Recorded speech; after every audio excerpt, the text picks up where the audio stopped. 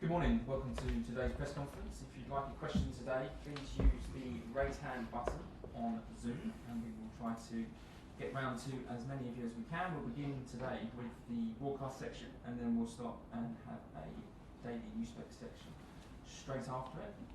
Carve from Sky Sports News is going to get us underway today. Carve, when you come online to the panel, please unmute yourself and away we go. First of all, Thomas, I just wanted to ask you for some injury news on players like Lukaku, Mount, Werner and Kovacic. What can you tell us? I can tell you that Mateo and Romelu are still out for the game in Leicester tomorrow. Romelu is very close to team training, so hopefully he will join the squad on Sunday. Let's see how this works out. He's pushing hard and trying hard to come back as soon as possible, and we will try on Sunday. Mateo, that will take another days until he is ready to join team training. He will miss some more matches.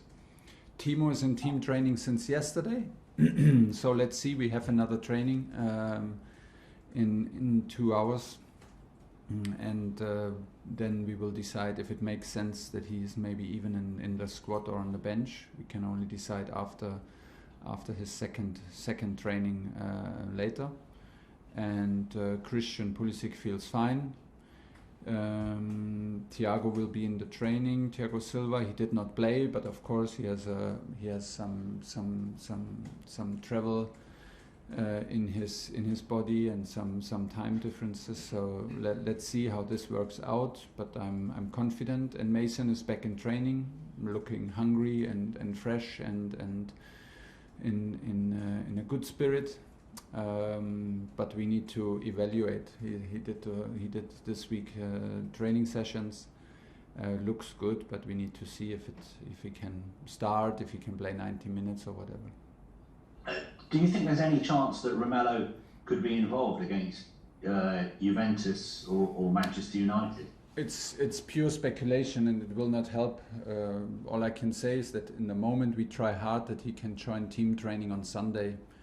If everything works out perfectly, if he is in training on Sunday and then on Monday, okay, he can maybe join the group on the bench. But there are a lot of ifs, and I don't want to put pressure on him. He's putting a lot of pressure on himself, and we will not rush things. We will take things serious as always, and we will have talks with doctors and physios and with the player, and this is going to be decided. If there is something to be decided, then it's good, and it will be decided on Monday evening.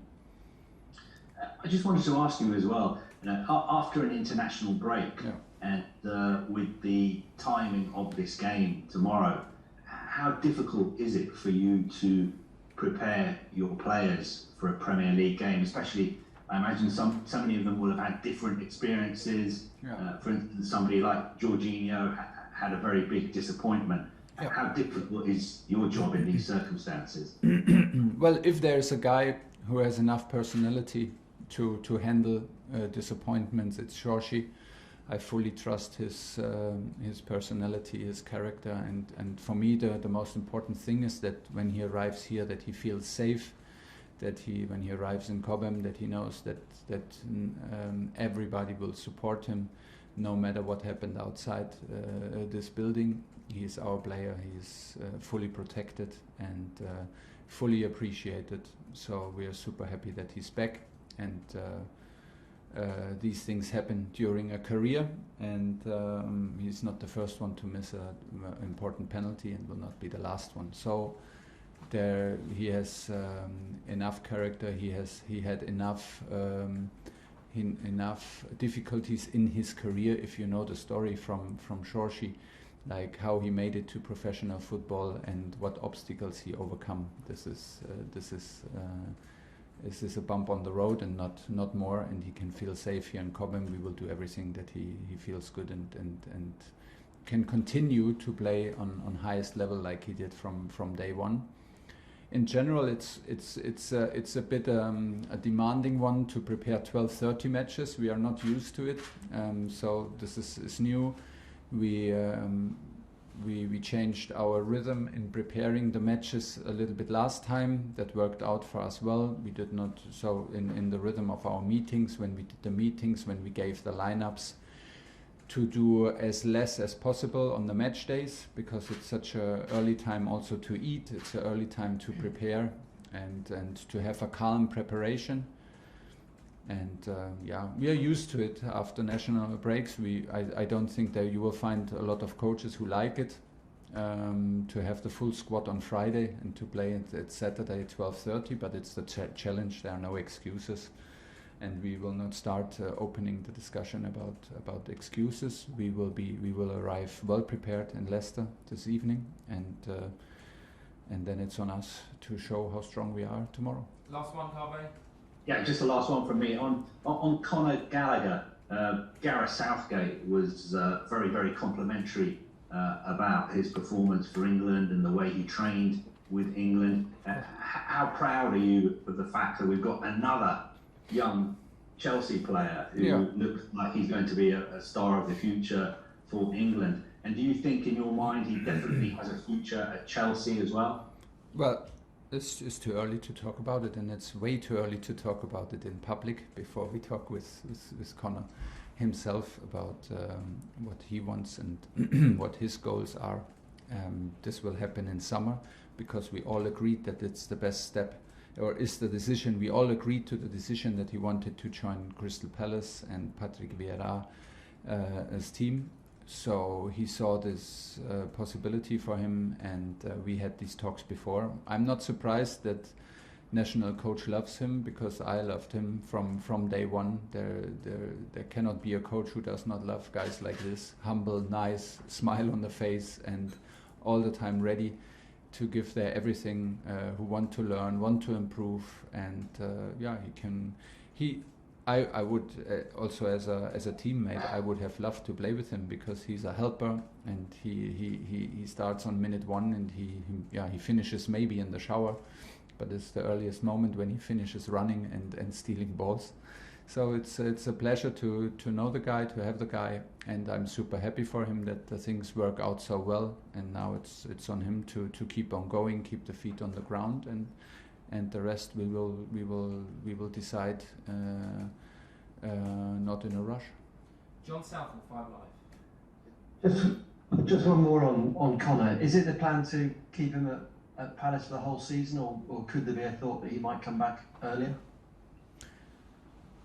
Actually, I have not thought about it to bring him back earlier, because I think it's also important for him to be happy where he is, and for him now to stay in the moment and not change the next things. It's important to be calm and in this stage of the career, and I feel him happy there, and I think everybody is happy, and it's good that he has this kind of impact at Crystal Palace, and now it's about consistency, and now he had a game in national team, and you have to process all these things. So right now, if you ask me today, I don't think it's necessary to change everything for him again in winter, and I'm super happy that he does so well. I'm super happy for him personally, because he is a guy who absolutely deserves the very best, because he's such a nice guy and top player.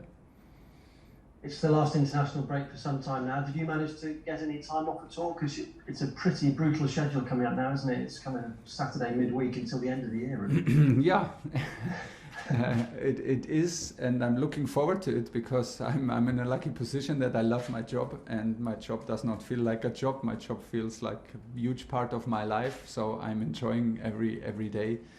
Being with a huge squad and being around a football team, this is I feel pretty privileged, and that's why I think I'm ready to go.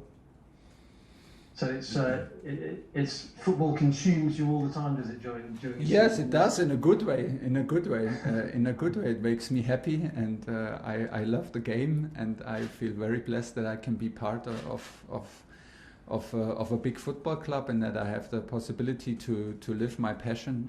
I feel blessed, and I'm first time now. We will play around Christmas and New Year, and the last years I was also enjoying a little break. We had a little break in France. We have our little breaks in Germany.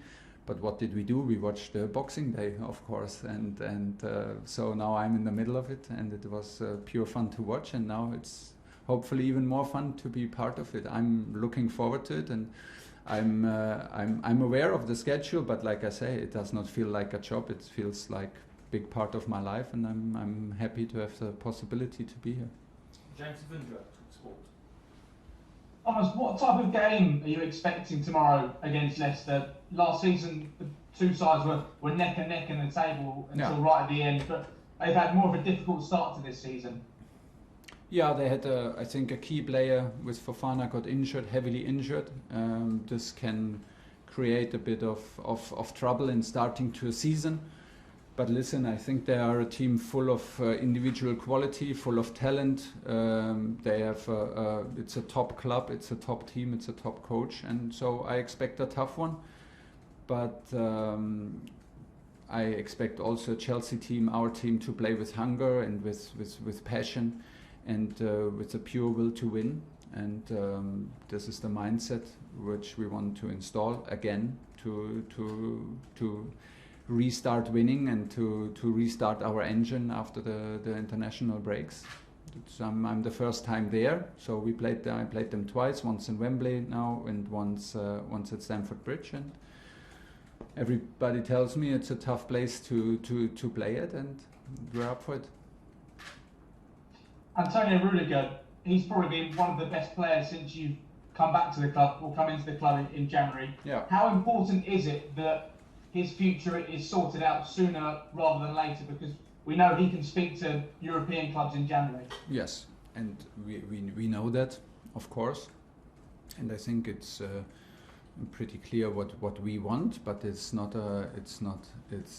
like this in football, that the coach wants something and or the club wants something and then the things happen. You have to accept it, that sometimes it can arrive and you can end up in situations where the things are like in a bit of a delay, and things maybe take their time. But I'm very, very sure that Toni feels also how respected and what kind of an important role he plays in this club. I think he's up for the toughest challenge. The toughest challenge is Premier League football. The toughest challenge is to play Premier League football to win titles.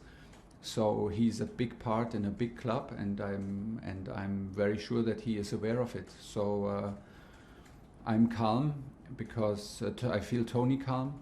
I feel the situation calm here inside, and from here we go. I'm happy that he plays like how he plays, and we need him on this kind of level. And finally, it's been spoken about how Conor Gallagher made his England debut this week. We saw Emil Smith-Rowe do the same. Do you think that Callum Hudson-Odoi may change his approach when it comes to England under-21s, having seen two players in a similar position get the call up to the first team? Maybe, but it is Callum's choice in the end, and I will not interfere, and I will not be the guy to decide for him. He needs to decide. If there is something to decide for him, he needs to decide, and the best way to talk is with performance on the field, and next chances is tomorrow. So the minute that he gets, if he gets minutes, he needs to take. He needs to take to let that quality speak for himself, and the decision he took, we have to respect it and don't take it personally. And everybody has his own way to approach things, and we are always proud if players play for their country. We always encourage them to play for their country. He decided to stay here now, I think twice, and he was super professional here. To also have a possibility to impress us here, and to maybe from his point of view to have the chance to impress people here and get a grip to his starting position at the moment. So fair enough, and I hope nobody takes it personal. And you know, it's not to compare situation. It's the Callum situation, and it's the way it is. Last two, Vishali and Nick Pure to finish. Hi Thomas. Speaking of Callum, I interviewed him yesterday at Cobham. He said he's currently enjoying the title race. He said it's thrilling. As a manager, can you enjoy it when you're in the midst of it? Yes, because if you're in the middle of it, it's proof that you're in the right place, because we work in a club who wants to be in the middle of title races. Nobody expected the title race to be decided in November, and so it's good news if we are in the middle of it. But it's November and there's such a long way to go. It will not help if we speak too much about it. We have to show consistency, like Liverpool and like Man City proved over the last years, and this is on us now to prove that we are capable to do the same thing. And we want to be in the middle of the race. And I know you talked about the injury news earlier on, but what kind of condition did Kai Havertz come back to Chelsea in? Because he missed that game against Liechtenstein. Yeah, he missed it because of the injury he got against Burnley when he was pushed over the line and into the spectators. So he suffered from that, but he played the second match and is in a good mindset and physically well. So if nothing happens later in training, he's ready to go. And he scored in that game, didn't he, against Armenia? It's now back-to-back goals for him for club and country. Yeah. Do you feel that you see the right signs from him to suggest that he can continue that goal-scoring form? He will continue, no doubts about it, because he has a good character, he has the good attitude. He took the right step for himself to challenge him with Premier League, and in a club like Chelsea, it's exactly the right choice to bring out the best in him. It simply needs its time, and you know, grass is not growing faster if you pull it. It takes its time, and he is still young, and he is very ambitious. So we want the best of him, of course, tomorrow and the day after tomorrow. But at the same time, he's only 22, so maybe there are some years to come for him. And if he will stay and fight for it, like he fights for it now, to adapt to Premier League and to adapt to his positions. There will be goals and there will be assists under his belt. This is sure, and I have no doubts. Last question in this section, Nick Pure. Hi Thomas, just on this Toni situation again, and obviously there's always a lot of players in that situation. You talked about negotiations and things being quite calm. It sounds like the way that all these things are handled, you know, with the club and with the players is quite obviously mature. And it doesn't really affect what's going on the pitch. I mean, is that how you sit? And that sounds like that's the best kind of situation you could find, really, that, you know, what happens, but in the meantime, everybody just does their job. Absolutely. This is exactly how I feel it. Things are handled very mature and very respectful and very clear. And of course there are some delays, and with Toni and with Andreas in the moment. But listen, also for Andreas, I have, from my point of view, everybody wants the same thing. The coach wants the same thing, the club wants the same thing, and the player wants the same thing. So hopefully, and obviously, I expect some good news in the next days. But every case is different, and like you said, you can end up in situations like this, but the situations are handled from all sides very carefully and very, very professional, very calm, very mature. And so during the process we can produce performances that we need to fulfill our goals, and that's the most important thing. Okay, that's the end of the TV section. We're now going to do the daily